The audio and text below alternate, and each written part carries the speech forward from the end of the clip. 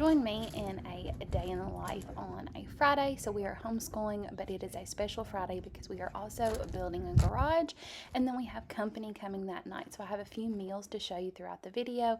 My little man had headed out to help his dad and his grandpa with the garage, so I fixed him a little smoothie for breakfast, and then I got to work on some hamburger buns. Now the camera was really blurry here, but I promise it does improve. Sorry for that. I had got some hamburger buns and a loaf of cinnamon swirl bread mixed up that morning, and so I was just punching that dough down and then getting some hamburger buns going. I do have this recipe linked in my what I bake in a week video or something like that, but when you make the hamburger buns, you do want to flatten them really thin, thinner than what you think, because they will puff up so much. Now, when we built this house, we knew we wanted a garage, but we didn't have the money to do it right away. So we waited, and now my husband and his dad and a family friend are building the garage. So as we go throughout the day, you'll see clips of that coming along as well. So here they had got the first wall. They hadn't got it built yet, but they had got it laid out, and they were building that first side wall for the garage, and then we got to see them lift that wall up, which was really, really neat. So we did help in building our house some, but we didn't get to help in a lot of the actual wall construction. We laid the flooring, we painted, we did all those types of things, put in the insulation. But this was a really great opportunity, especially for my kids, to get to see kind of more of how construction is done and how it goes up piece by piece. So it was definitely a great learning opportunity for my kiddos. My little man especially is really into building and construction and tools, and so to get to learn from someone who has built houses and done things like that in the past was a great learning opportunity for him. So some of our book work didn't happen as much as normal on this day because there was so much hands-on learning going on. But as you'll see, we do bebop back and forth between some book work amongst all this hands-on learning that was going on as well. So here he is screwing that wall into the concrete. We had already had that concrete slab poured, and we had the rest of the concrete for the house poured. So then we went in, and we have been doing geography this year together as a family with my oldest daughter's textbook, and my little kids have just been listening along. And then I got some hamburger going for lunch for all my family and those that were working on the garage build. So you can see here they have progressed quite a bit before lunch and got that side wall up, and they're about to get the back wall up as well. And then this was what was left over after lunch and all the dishes. But my kiddos wanted to play a game of Spotted. If you haven't seen this game, it is a pretty neat little game. So a couple of my kids wanted to play that after lunch before they went back to their book work. So I knew I was making enchiladas and tacos for dinner that night, and we were having guests, so I needed to get some hamburger meat thawing out. So I got a pot to go down to our deep freeze, and join me and I'll kind of show you what's left in our deep freeze. So we had a beef killed, and there's how they package up their ground beef. Let's see what else is left in our freezer. So we've got some crappie. We have just a few bags of carrots left, 6, 7, 8, and then a little half bag, so 8 bags of carrots and a half bag. A few bags of squash left. This is our 50-pound bag of flour. We've got another one of those ordered. And then I think the rest of this is just ground beef, and then our steaks and our roasts. And then under this basket, there is some soup bones down there. See what's left in this freezer. So this is the kidney fat, but we're going to use that to make some tallow for lotions and soaps and things. This is that chicken broth from the other day, that reel I showed you. I'm gonna flip those out. This is the corn that's left. Not nearly enough corn to get us through.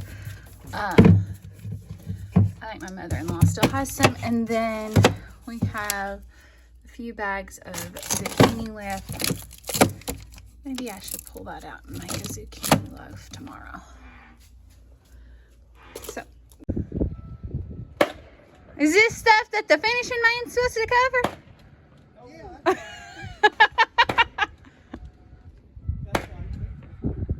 Hey, bub, jacket. Well, it's not doing you no good over there. Let's put it on. So it'll actually be another week or two before the trusses come in. So we're bracing these side walls until that comes in and is ready. And then I'm going to start organizing these kitchen drawers. These 3 drawers in my island were a mess, much more of a mess than I realized. So I started by emptying all of those drawers out, and I'm going to reorganize them and clean them out.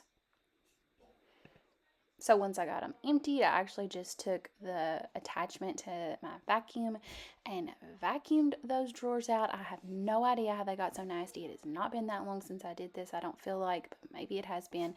And then I took a rag and scrubbed those drawers out clean before I started to reload them.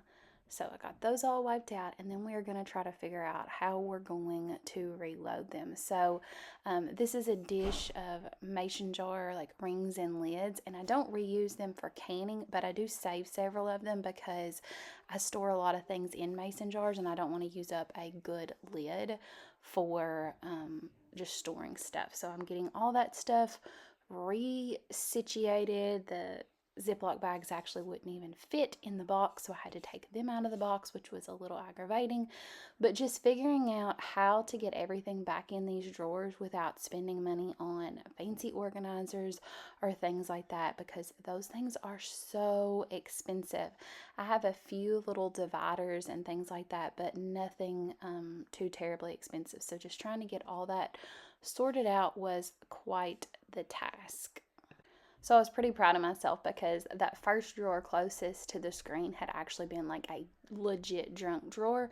So I got it cleaned out, and now all 3 of these are able to store things for the kitchen and have a little bit more room, so maybe it doesn't get as jumbled up. We'll see how long it lasts. Now this drawer that you're seeing, my kiddos literally called the everything drawer because they know that like all of mama's stuff for her kitchen can kind of go in this drawer. So I decided to get it all cleaned out and sorted out. It would be so cool if it actually went this fast. But here is a look at what they looked like once they were done. So there's the new everything drawer. This drawer kind of held more occasional use things, but can openers and my bench scraper, and then all the bags and parts. So glad I found this too. Get this trash out and go check on how the garage build is progressing. Do you want to push this thing, go back a little bit, because we're working on the slant. So here they had started on the sidewall where the door, not the garage door, it's just a regular door, was going to go in to the garage. So they were building that piece of the garage when I went back out to check on them, and then I started going over the math with my kiddos, and it was during this point that I realized how messed up my screen was. But I started going over math with my middle kiddos and looking at their workbooks, and they actually were learning how to use a calculator. We've done a little bit of this, but mostly they've just had to do their math with no calculator, so they were excited that today they got to check with a calculator. So for all my homeschool families, we use Christian Light Education for the younger grades for math, and then we transition to BJU Press for the older years for math. So my room is kind of trashed between holding seeds and different things right now, but I did at least get my bed made because that makes you feel like it's at least a little bit pulled together right. So then I went back out to check on them, and they were working on getting this little piece of the wall for the garage. As you can see, part of our wall of our garage is like actually almost like a basement from our wing wall. And then I got to work washing up those dishes that I had dirtied so far in the day so that they weren't piled up by nighttime. And then I started unloading the dishwasher and the plates and cups and things like that. But I want to show you a trick that has worked really well for our family. Is I have the nicer, which there's not even that many, but nicer glasses up in my cabinet, but I have a kid friendly drawer. So we have all of our mason jars and things like that in this drawer so that the kids can easily grab them. And we are cheap, so we definitely reuse like jam jars and things like that to drink out of. But these are more easily accessible to smaller kids. They can just kind of grab them. And then the mason jars are getting put up in the cabinet. You can see our green beans are really dwindling. I've got to can a ton of those this year. We are about worked through our stash of. So then I paused what I was doing and went back into teacher mode to review with my oldest daughter for her chemistry. Now she has a video lesson, video teachers for most of this, but I still review and help her study for this class. And then I went outside to check on the garage again. Is that your plumb line? Well, a plumb line goes down, but yeah, Same concept. very similar. We got to figure out the height to make our studs here. So we're making it the same from here to there.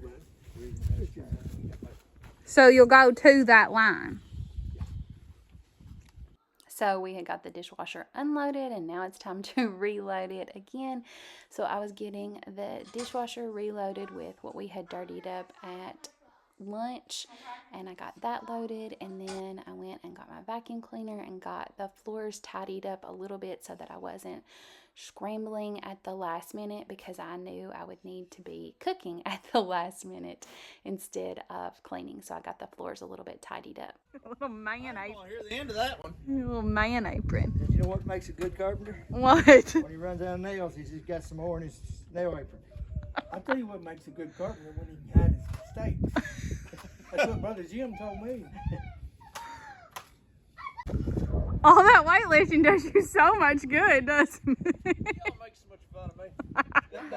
Good thing I've got thick skin. Thick skin. Just lay it up on there for a minute. I got nail this. It's right in there. Take your rest. So in general, Fridays are a lighter school day for us, but my kids had also been writing essays that comparing a movie version of a story that they had recently read. So they had done that also, and then I'm tidying up a little before we go get another final look at the progress for the garage for the day. So I think for one day's work, they got quite a bit done, and it's exciting to see it coming together. All right, we are going to make brookies from the Preppy Kitchen. So, get our butter melting. The brown sugar, regular sugar, teaspoon salt. This little cast iron skillet is so handy for melting butter, so I'm going to add the melted butter and then the flour to this brownie portion of these brookies. And then I am going to crack in my eggs and get that mixed in. So you do mix up the brownie portion and then you mix up the cookie dough portion of this recipe. So then I'm going to add the chocolate chips, and that's the last part of the brownies. I actually have room temperature butter. That never happens. Brown sugar, regular sugar. So now I'm mixing up the chocolate chip cookie portion of the brookie. So I've got the sugars, and then I'm going to add the egg and the salt and the baking powder and baking soda. And I am mixing this with a hand mixer in between the different steps there. And then adding the flour and lastly the chocolate chips. So I'm going to hand mix those chocolate chips into the cookie portion, and then I'm going to butter a dish to cook these brookies in. All right, brownie going in. So you just take the cookie dough and just kind of plop it over the top of the brownie mixture and make it just kind of sit on top of the brownies, and then you bake it all together. There, it's kind of how it looks. Let's go wash this so we can use it to make tortillas. So we're gonna make tortillas again. So simple. So let's get those going.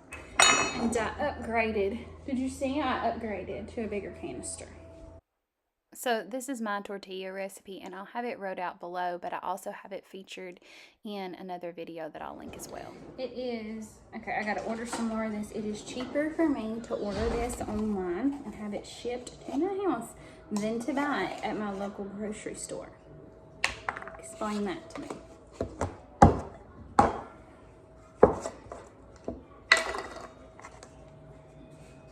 Okay, so now to the tortillas, we are going to add some salt, and then we are going to add the fat. And so for my tortillas, I like to use coconut oil. It's 1/3 cup per batch, and I'm doing 2 batches here. So it's going to actually be 2/3 cup here for me. And then I also add a little bit of butter to my tortillas as well. We are just going to work this in like biscuit dough. We want nice sandy texture, and I'll show you here in a sec. When it's all worked in, it will hold together like a snowball. But you're just going to distribute that fat all through this flour. And yes, you could use a pastry blender, but I just like to use my hands. I've actually had 2 or 3 pastry blenders, like a real cheap one, and then I had a nice one, and I still just prefer using my hands. But funny enough, I think everybody has like a kitchen tool that they like and kitchen tools they don't need. I was cooking at my friend's house, and I was teaching her how to make these tortillas, and she did not have a rolling pin and she did not have butter knives. She said they never used their butter knives. We use them all the time. But she said they used a spoon when they wanted to like spread jam or peanut butter or something. And she didn't have a rolling pin either. I think she said she used a glass. She did have like a little handheld, like a little one that you push, not rolled, but it's not a big old rolling pin. So, and I use my rolling pin all the time. But she had a pastry blender. She liked that. And I'm like, no, I just use my hands. So everybody has their things. Okay, so this is about right. Now, I don't know that this is going to hold all our water, but we'll see. Okay, so when it's right, you'll be able to squeeze it, and look, it'll stay together. And then you can just crumble it back up. But that means your fat has pretty much evenly distributed through your flour. Now, let's see if I can get all this water in here. I don't really think we're going to be able to. All right.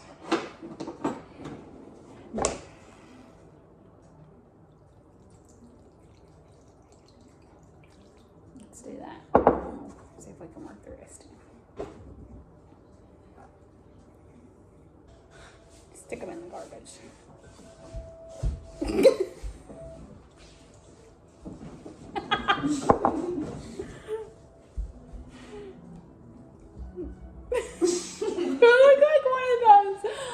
Mario people, that's the little Oompa things that are, you know, huh?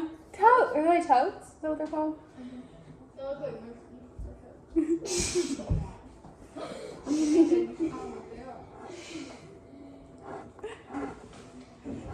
Alright, so we got these basically mixed, and we're gonna let it rest, let the flour really absorb that liquid for about 10 minutes while we clean up our mess. So we're gonna run to this little country store right up the street that sells lettuce.